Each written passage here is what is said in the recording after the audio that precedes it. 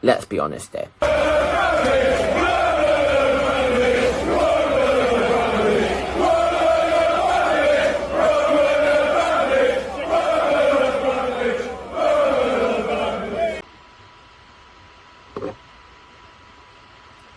Can everyone open their eyes and see everything for what it is?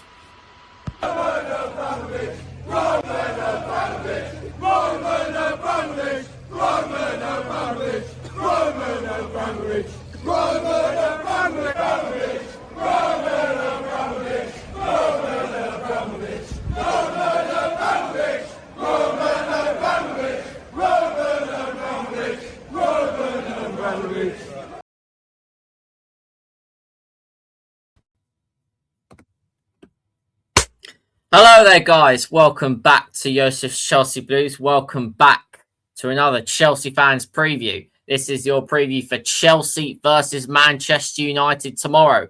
Very important game for very, very different reasons. But before we get into it, make sure you smash the like, smash the subscribe button if you're new around here, turn the bell notification on so you don't miss any great upcoming content. Make sure you follow the socials on TikTok, Instagram, and X. Yosef's Chelsea Blues and all.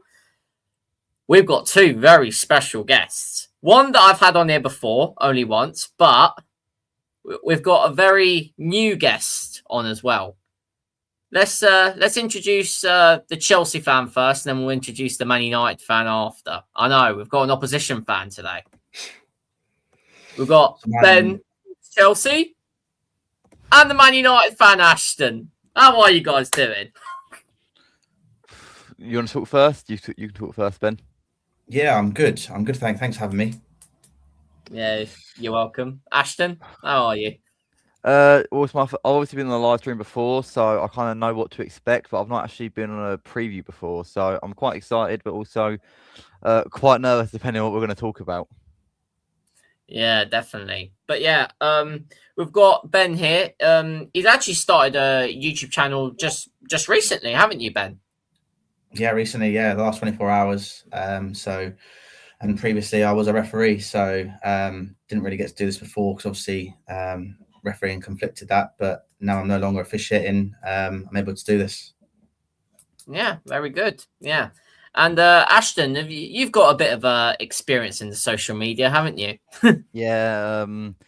I work for non-league Southend United, and I've filmed pitch side for them. So anything you see go up on my my name, which is on my headline tag, that's all my stuff filming. It's enjoyable experience. It's get me in the world of football and what I want to do in the future. So very enjoyable.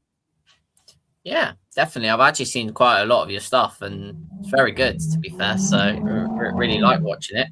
But we're here for Chelsea versus Manchester United to talk about the game. But actually, before we talk about the game for footballing reasons, there's actually something happening before the game, non-footballing reasons. There's the protest for Chelsea fans, which is starting at a specific pub called the Wolfpack Inn, if any of you guys don't know. Starting at 6:45, the march is starting from that time. People are getting there from 5 o'clock, apparently. I'll be there early.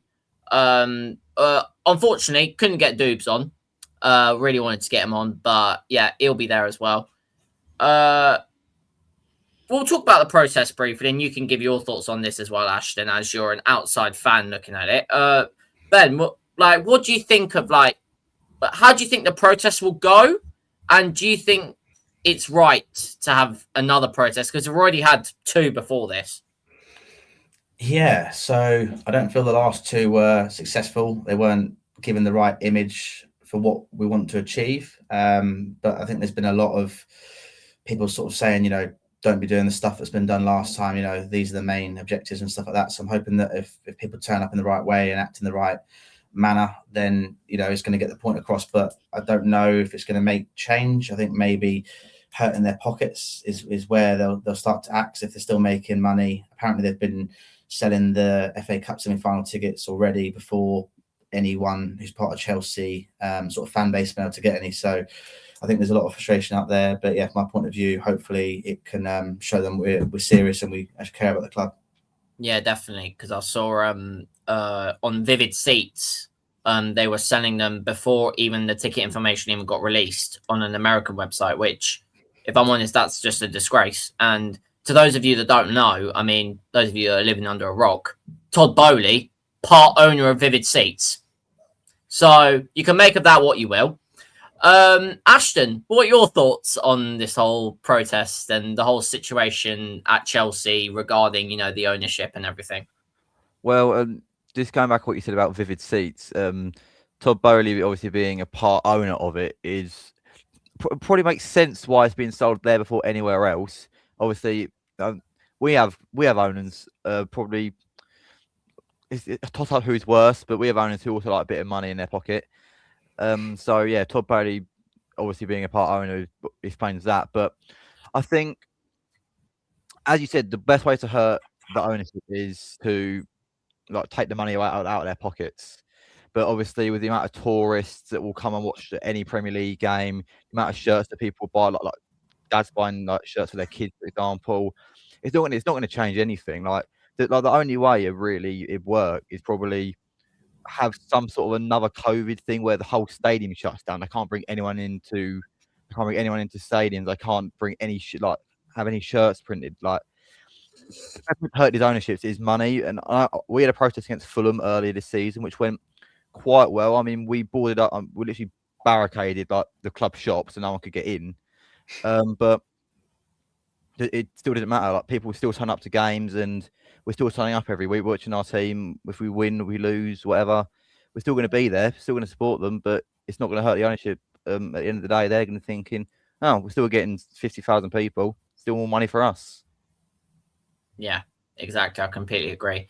And you guys 100% have seen me talk about Blueco many times on this channel. How many of these fan cams after games have just been titled Blueco out? Genuinely, since Maresca's been sacked, nearly every fan cam title has been Blueco out. That's not even a joke. If you were to go and count all of them, I'd say probably, let's say there were 50 fan cams. There's definitely not that many, but let's say if there was 50 fan cams, probably about 45 of them has Blueco out in the title. That just shows where our club is at the moment. But yeah, enough of the protest. Be there if you can, because the more we have, the better the message will be. Because these owners, they care about their public image. They really do care. There's a reason that Moises Caicedo recently signed his contract just before the protest. That's to deflect the attention away from it. We know what Blueco are trying to do here. This is PR to the finest level. Us Chelsea fans have experienced PR for many years under this ownership. We already know what to expect. We already know. So, yeah, be there if you can. The Strasbourg fans have flown over for this. So you've got to respect them for that. They didn't have to do it. So, yeah, I forgot to mention that. But now, let's actually get on to more matters of the game. Let's just say, when we go to Old Trafford, it's not really a good record, is it, Ashton? Do you really want to, gloat about that now? Well, considering the result we had on Monday, we so just Chelsea at Old Trafford. For us against you recently, touchwood, it's been a bit of a fortress for us. We normally don't lose against you there. We haven't lost since I think 2013, which was Fergie's last year in charge. And even then we went on to win the league that year. But I think it's 13, 14 years unbeaten against you at Old Trafford. Obviously, a 2-1 win earlier this season, helped massively by Sanchez getting sent off within the first 5 minutes. But yeah, it's a good record there, but that record means nothing when we come to Stamford Bridge because, as you know, last 2 seasons we've lost there. One which we were just crapping anyway because we had the Europa League final to focus on, and one which was a great game for the neutral, and then 4-3 when we were 3-0 up and 3-2 up, and then Cole Palmer scored about 3 goals in 5 minutes to win you the game. But then apart from that, if I remember, it's been pretty even. It's normally ended in draws at Stamford Bridge, normally, apart from the last couple of seasons, but it's normally pretty even at Stamford Bridge. Yeah, definitely. Yeah, I mean, Ben, you've got the head-to-head record up. Do you, if you want, you can share that if you want. Yeah, sure. Yeah, because yeah, apart from the last 2 seasons, very even. I mean, I think the last time I said this to Ben before we started recording. I think the last time we lost to Man United at Stamford Bridge was 2020 Yeah, when exactly. Maguire scored that header. Funny enough, we people found an should FA Cup.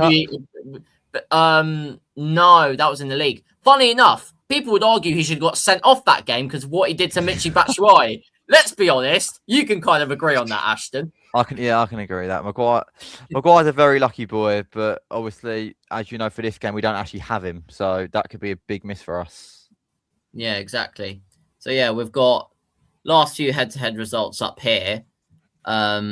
At Stamford Bridge, yeah, last 2 seasons we've beaten you. October 2022, I remember that Jorginho got a penalty. Casemiro scored last minute.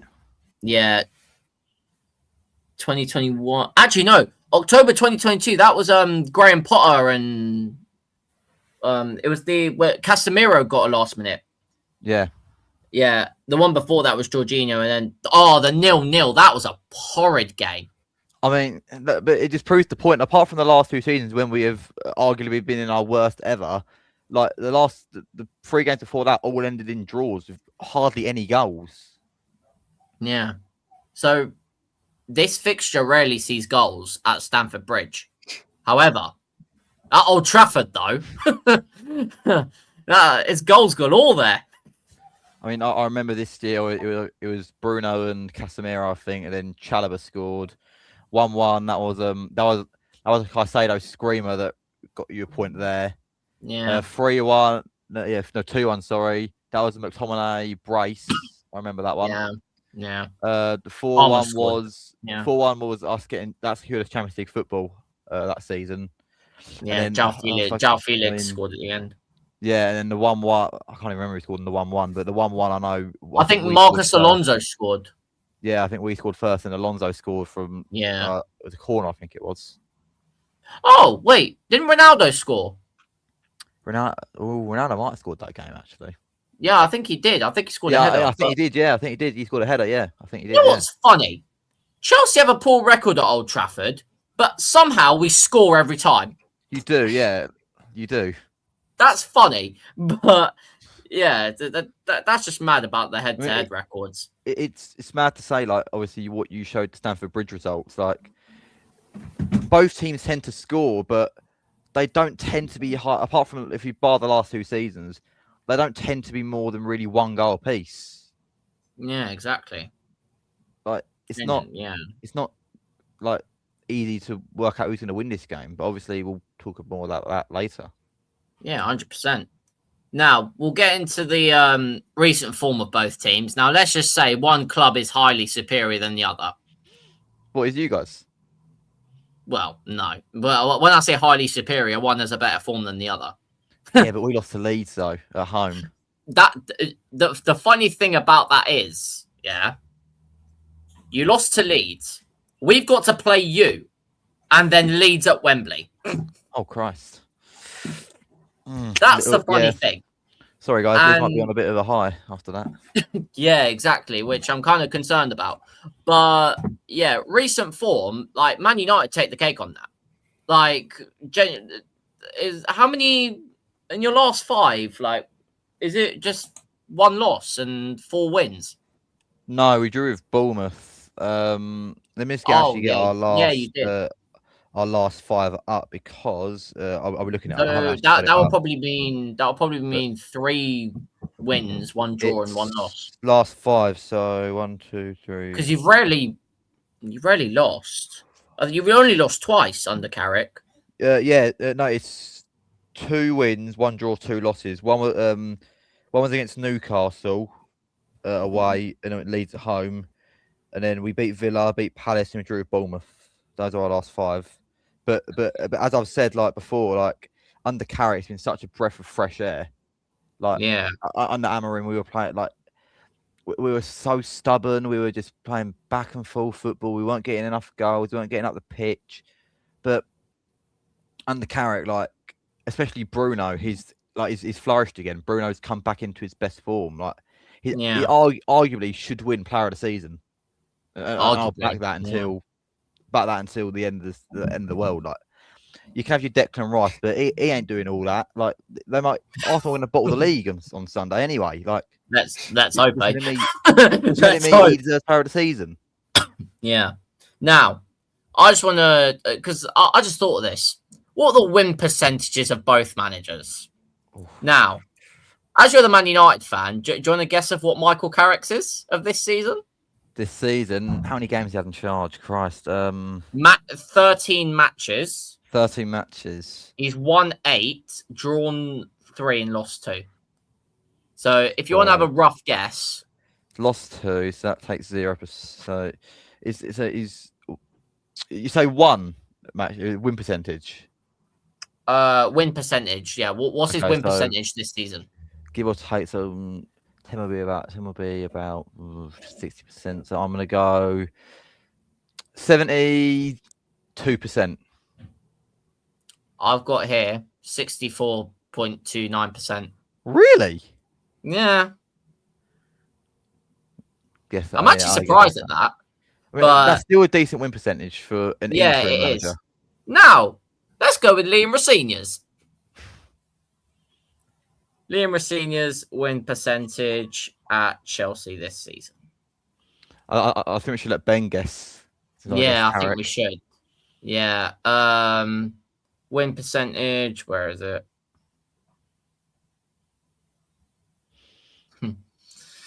Where is it? I will get it up. It's just actually, yeah. Ben, do you want to have a guess of what it might be up until I get it up? I think it's over 50%, but I don't think it's much over 50%. Maybe like 52 to 55%. I mean, we're taking into consideration as well. Carrick's only had Premier League games. Rossini's also had cup games, Champions League games as well to take into consideration that would affect his win percentage. Yeah, to be fair. Yeah, that is. Thing is, I don't believe this. I've just looked and everywhere. Okay, never mind. Never mind. I saw somewhere apparently 72%. I was like, there's no way that's true. But no. I've got it here. Rashina's overall record. Yeah. It's about, right, in total, because including, Champions League, FA Cup, 52%. That's not awful. In the Premier League, though, 45. Oh, gosh. Yeah. Graham Potter's was 31. Let's just remember that, eh? Wow. People are saying, you know what? I want to ask Ben this. Do you think Rosenior is worse than Potter? No. Why? No. I think Potter, he just didn't have. I think Liam's a good man manager, and I think he gets respect from most of the players, if not all. But I think Potter, he didn't really, he had ideas, but he couldn't execute them. And I felt that no one was sort of happy under sort of his management. I think people are still confused why Enzo's left and stuff like that. And I think for him not to take the money shows he's got morals, because he was due money, but he's basically saying by not taking it he's got morals. But obviously, under Potter, I just felt that it was like he was never at Brighton. You'd never have guessed that he'd done well at Brighton when he come to Chelsea, because it was just chaotic, and every week it was like we probably will lose. Yeah, fair enough, because Potter did have an okay start. It wasn't brilliant, other than that 4-1 loss at Brighton, which I remember. But yeah, it's just mad to think that, like, you've got people who are asking the question if Rosenior is worse than Potter and even AVB. Like, people are getting to that conversation now. It's crazy. Like, he's not that bad yet.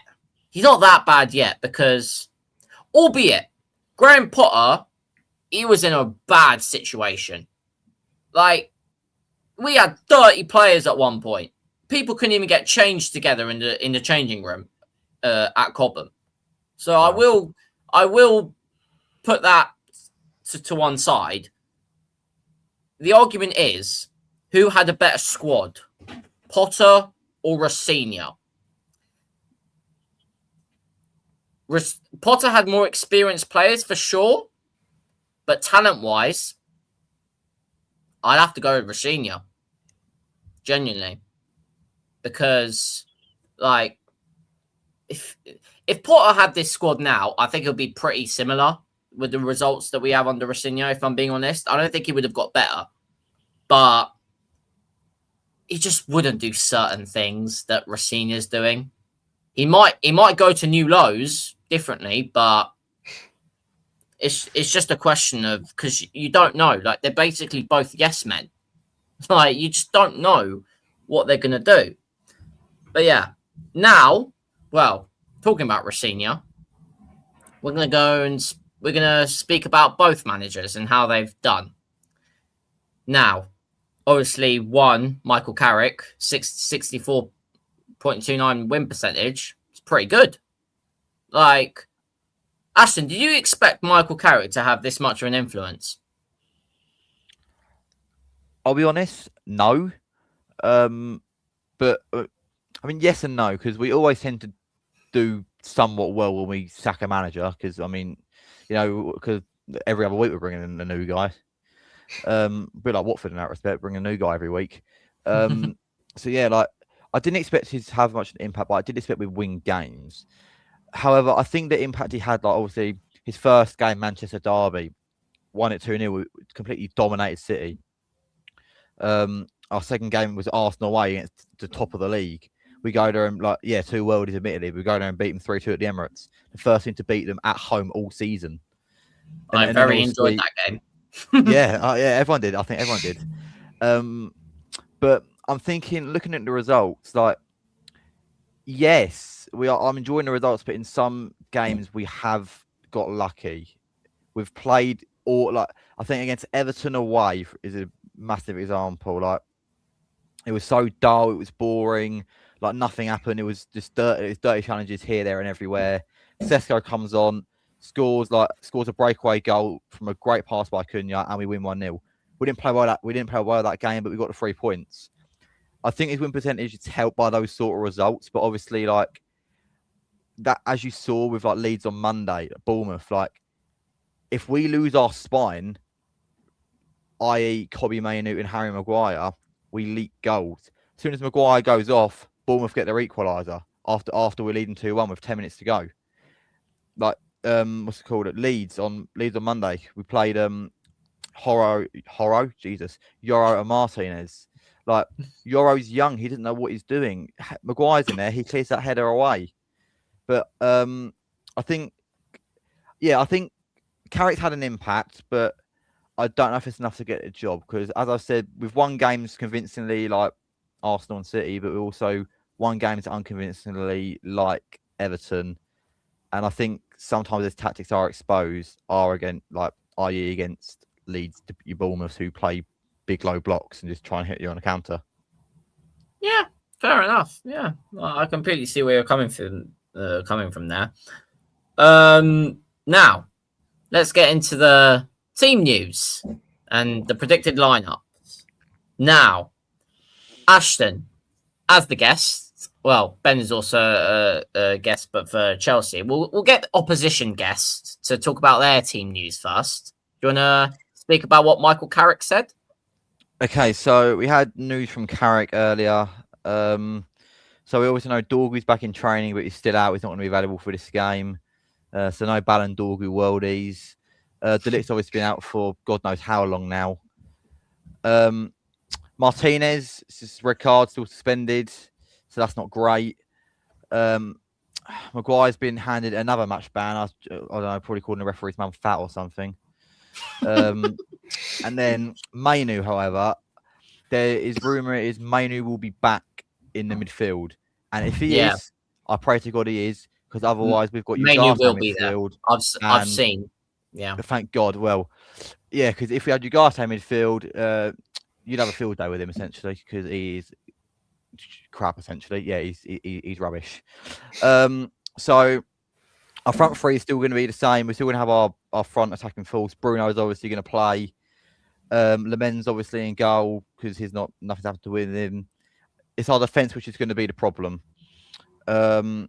So I have made a predicted lineup here. Yeah, I was about to say, do you want to get it up? Yeah. Quickly. Yeah, I'll get it up here. So this is my predicted lineup. What's going to happen? So Lemen's I think will start. Obviously, the back line is where it changes. So Dallo I think will play on the right hand side. Mazraoui will play on the left. The back because he's more experienced, and Heaven will I think have to play. Yeah. Then I think it'll be Mainu and Casemiro is like the two holdings. Bruno in front of him, with Cunha, Mbeumo, and Sesko up top. And you see the subs I've made. So, with for example, we can put Mbeumo up top and start Ahmad if your character wants to play that, and or Cunha can move up top. Like, yeah, I'm just only hoping the only sub I don't hope is made is Casemiro for Ugarte because we always seem to concede when he comes on. But that is my predicted lineup with the injuries we have. And looking at it, it's pretty strong. But I think if you look at one outstanding point is like for you guys as Chelsea fans, you'll be targeting that defence, especially I think Mazraoui and Heaven, considering their inexperience, and Mazraoui's not playing on his strongest foot like at all. Oh, I'm sharing my screen like that. Sorry. There we go. No, that's fine. I'll put it up. Yeah, that's fine. Yeah, fair enough. Well, now I've got a lineup builder for me and Ben to go through what we think the Chelsea lineup will be. Now, Ashton, you can come in with your opinion and stuff. So I'm just gonna share this now. It's the FotMob lineup builder that I've got. By the way, guys, if you are enjoying this video, make sure you smash the like, smash the subscribe button if you're new around here, turn the bell notification on, and make sure you check out these guys' socials, which I'll have in the description below. Now, gonna get this lineup up. Here we go. So, we're gonna go through it player by player. Now, Ben, I think we know who's going to be in goal, don't we? Yeah, I think I'd be shocked if he doesn't play Sanchez. Yeah, exactly. I don't want to see Philip Jokerson. I don't want to see him. No. Yeah, definitely. Would you say like Sanchez? Would you say he's been one of like the most improved players? Because that's what some people were saying like near the beginning of the season. Yeah, I think he had an amazing Club World Cup. Some of the saves he made, and then there was a bit of a ropey patch where he lost it and kind of went into a Mendy stage. He's since recovered it, but I just think you can't mess about with goalkeepers. You got to keep them consistent. If you start changing them all the time, then issues arise, and defense don't know what to do because they're setting up for if they have him or him. I guess that you just need to know who's going to be there consistently. Yeah, exactly. Yeah, Ashton, what have your thoughts on Robert Sanchez? I think honestly, I think he's very overhated because he's a decent keeper. We saw at Brighton, he's a decent keeper. Like, yeah, he has a mistake in, but every goalkeeper hasn't it. I know those mistakes, like they have cost Chelsea points, but overall, compared to Jorgensen, he's not actually that bad. I think Jorgensen like was single-handedly probably why you lost 5-2 to PSG rather than it being 3-2. Like Sanchez is in goal. I think he makes like that save that Kvaratskhelia has right at the end. He just goes through his hands. Like, what is he doing? Yeah, fair enough. I think Sanchez is he's very, very good, but he has maybe one game every couple of months that is inconsistent. Yeah, fair enough. Now, before I go on to the defense, I probably don't even need to ask you this question. It's probably a stupid question, Ashton. But who would you rather have, Sanchez or Onana? Sanchez. Yeah, think, there we go. like you said I just had earlier. to ask that. I just had to ask that. It just had to be done. Honestly, a couple of seasons ago, Onana was why we knocked out the Champions League. But Yeah. Bayern Munich, Galatasaray, stupid mistakes. And we're out Yeah. of it. Simple. Exactly. Now, Ben, what do you reckon the back line will be? What you're asking, what I would like or what I think Liam will do? What would you like? I mean, I think we're discussing before. I think Trevor is 50-50, but I think it's likely he will be. So I think he's probably going to go Trevor and Wes, but I think Wes has made a few mistakes recently. So if I had the choice, I would do Trevor and Sarr. So, but I think he will go with Wes. Fair enough. Yeah, I mean, left back Cucurella has to be, doesn't it? He's quality left back, Cucurella. He's quality. Yeah. Right back, Reece James is obviously out, so Gusto will be starting. That is obvious. Now, in the midfield, obviously, Enzo Fernandez, he was banned for 2 games. He's now back. Do we play him, Ben? Yeah, I think 100%. I think he is the second leader when Reece is not in the team. You know, he controls it, and I think what he adds from an attacking point of view, but leadership, I think he has to be one of the first names on the team sheet for me. Yeah, 100%. I don't even need to mention this guy.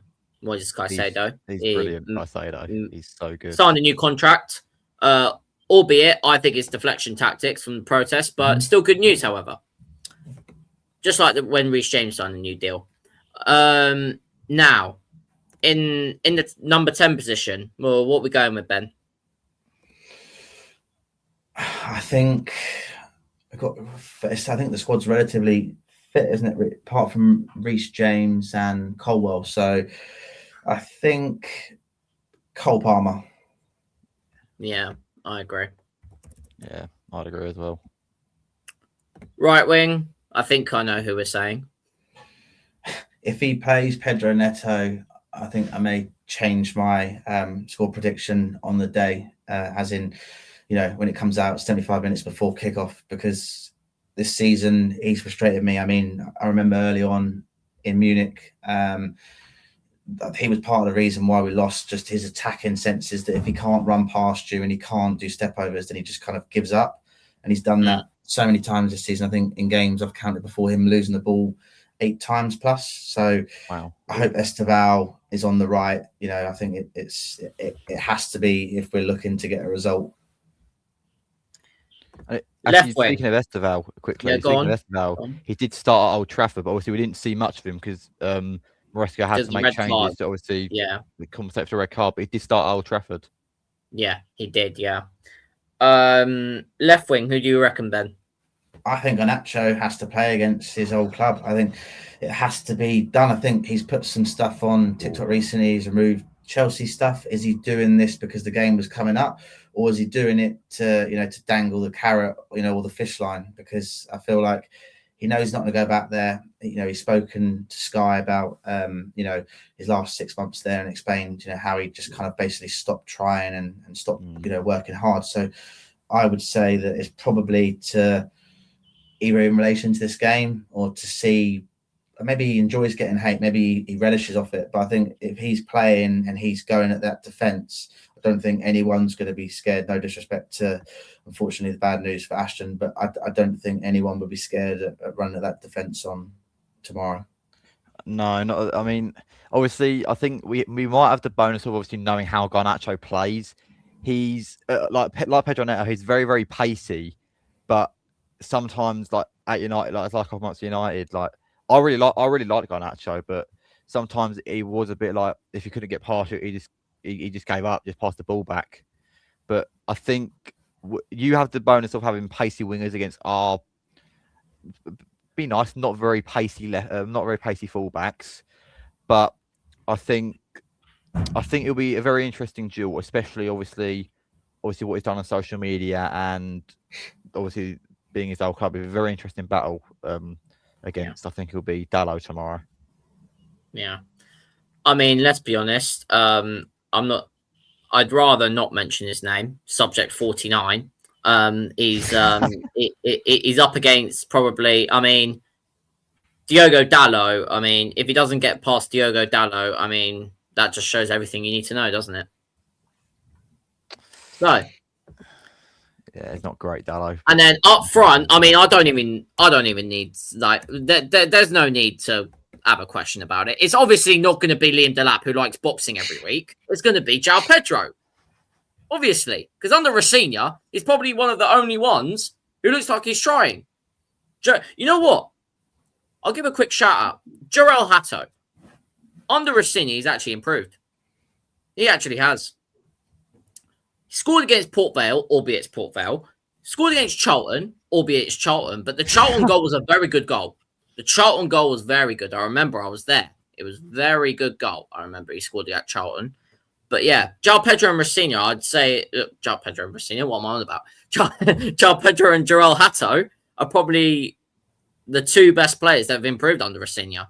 That's a mad thing. And probably everyone is probably flipping... I don't say it got worse under him. But yeah, that is mine and Ben's 11 of what we would prefer doing. I mean, Ashton, do you look at that 11 and get scared? At certain players, yes. João Pedro, I think João Pedro is a massive threat up top. Palmer can obviously dictate any game he plays. Obviously, I know he's not been great last couple of games, but he can dictate any game he plays. Palmer, he's brilliant. Esteval is obviously very talented, one of the kids. Caicedo is very strong in midfield. Cucurella's got a whip of a cross on him, to be fair. And I'd also say Gusto is one you got to look out for as well. I think if I was going to pick out maybe one weak point, I think maybe Sarr. That might be the only weak point I'd pick out. Maybe thinking, okay, and subject 49. And subject 49, yeah, okay, sure, we'll go with subject 49. If I'm thinking, like, if I've got Sesko in between Chalobah and Sarr, if he's going to try and turn one of them, he's going to try and turn Sarr rather than turn Chalobah. Yeah, because he's faced Chalobah already this season. Yeah. So, yeah, it'll probably target Sarr more. But yeah, that's the 11. Let us know of what you think in the comments. Now, here's the most important part of the video. Wait, I must say, I've got my combined 11. I've got my combined 11. Oh, yeah. Quickly, before we do the score predictions, yeah, show us your combined 11. This is bearing in mind I had it when I think Fofana was fit, so I'm not sure if my Fofana was playing. It might have been. Fofana is fit, just to clear it up. Okay.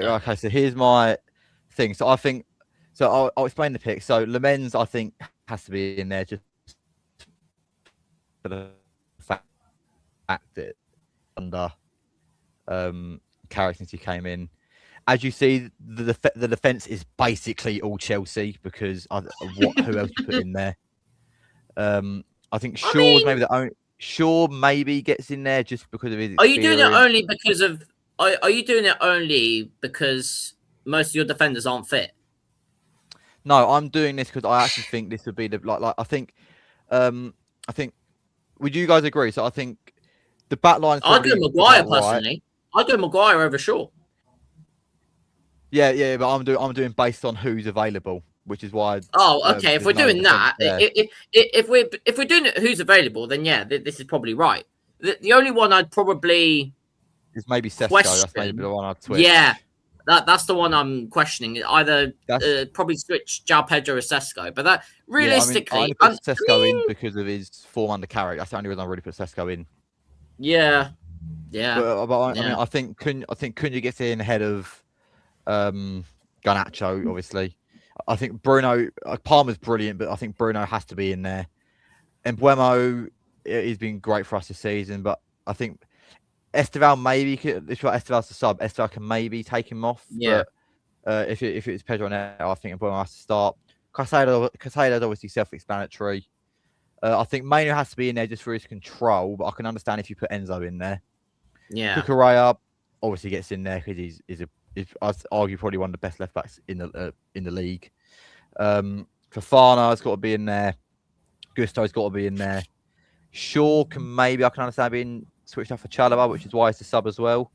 And also, I think Lamens got to be in there over Sanchez because I think you'll probably be honest as well, Lamens is probably a bit more steady than Sanchez.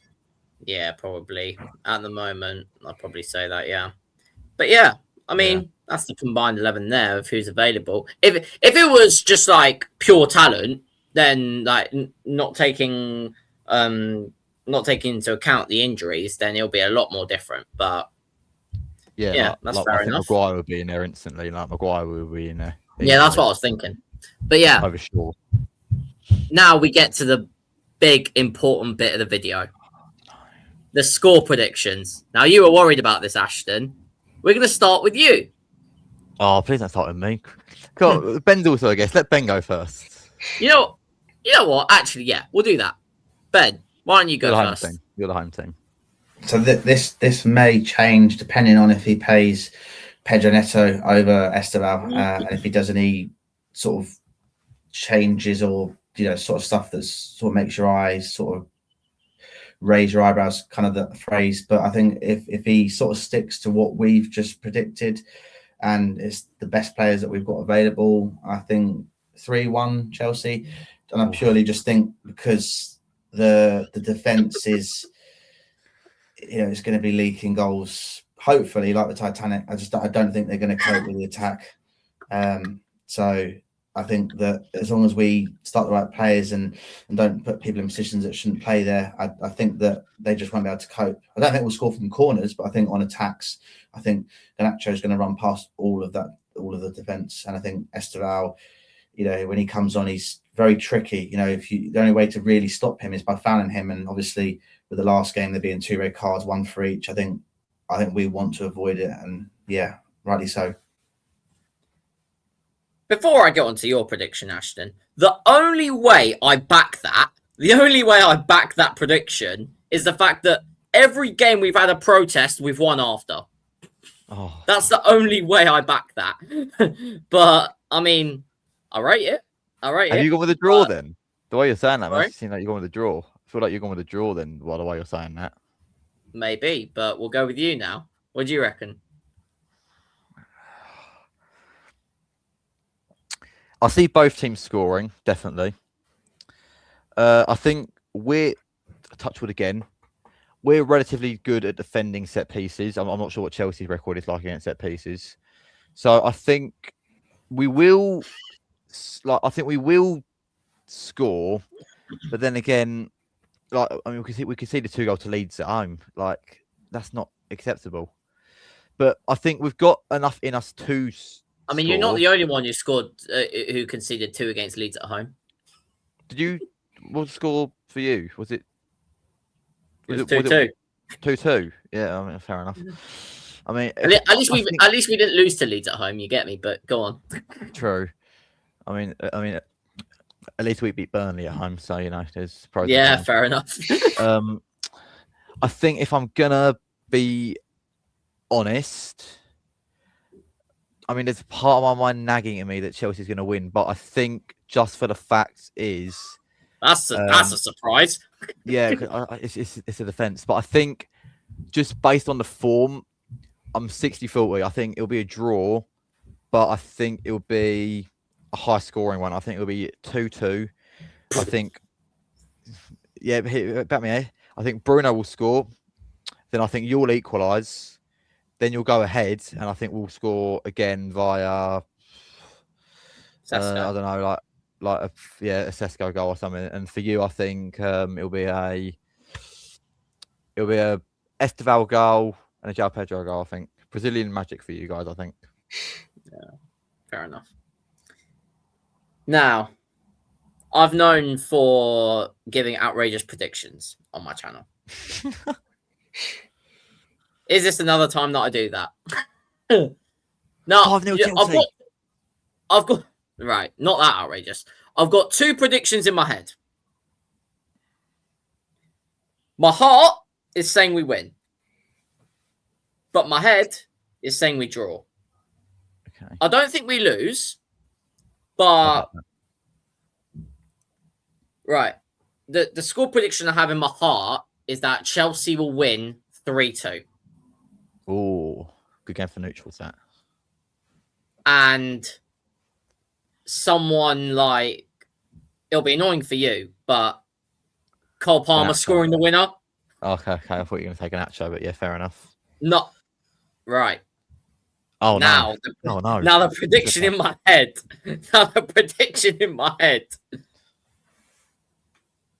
I don't know why, but why do I feel like this game is going to end a draw and both teams are going to score an own goal? Really? I don't know. I have this feeling. It's just weird. Okay. I think, you know what? Luke Shaw will score an own goal for you. Yeah. And to make it even more interesting, Garnacho will score the own goal for us. I can tell that's annoyed Ben there. I'm looking at his face and I can tell that's annoyed him. But Ben, are you a Garnacho fan then? Are you like a I mean, when we got him, I was very happy. And I think we got him very cheap considering what he's worth. The potential that he has, which I think you was kind of alluding to a little earlier on, is that he didn't treat the fans well and the management towards the end, but then he wasn't treated well. I mean, you went through so many managers through him being in the first team, and I think he was treated differently by all of them, and some of them worse than others. Some of them phased him out, some of them picked him up and dropped him, played him some games, and then other games didn't. He's got real potential. He's different to Pedro Neto as well. He will pass if he feels like his avenues to go forward are blocked off, whereas Pedro Neto, he's selfish, doesn't really track back, very lazy, and Palmer all the time is frustrated. The last game we played, Palmer didn't seem very happy, and he kind of was alluding, why didn't you pass? But I think his words were a lot stronger than that. I just feel, for me, that it's a great buy.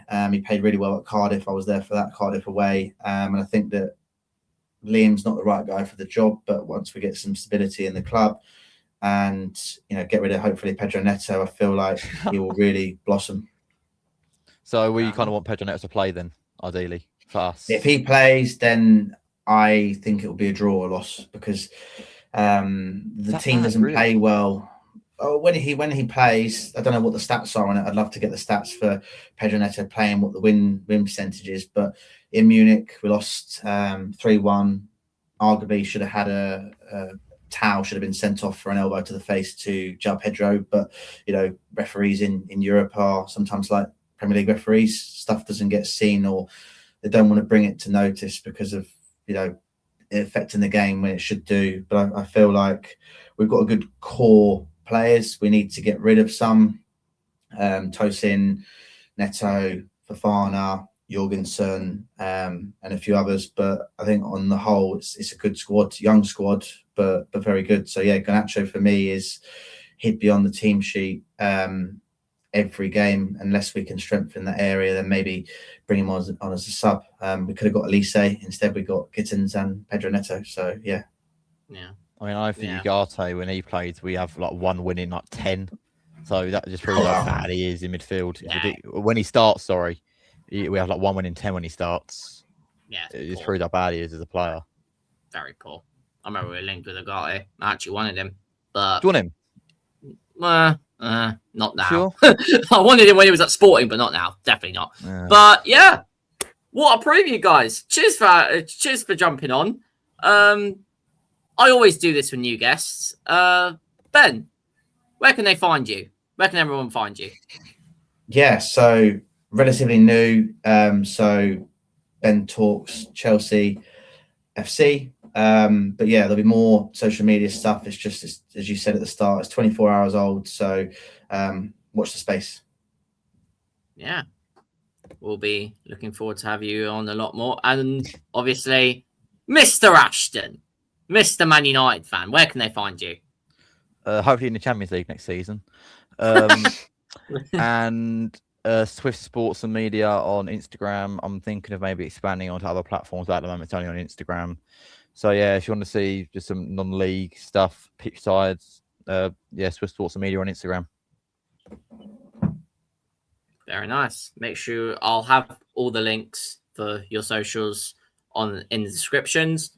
And yeah, thank you very much for watching, guys. Make sure you smash the like, smash the subscribe button if you're around here, turn the bell notification on so you don't miss any of our upcoming content. Make sure you follow the socials on TikTok, Instagram, X, Yoast Chelsea Blues and all.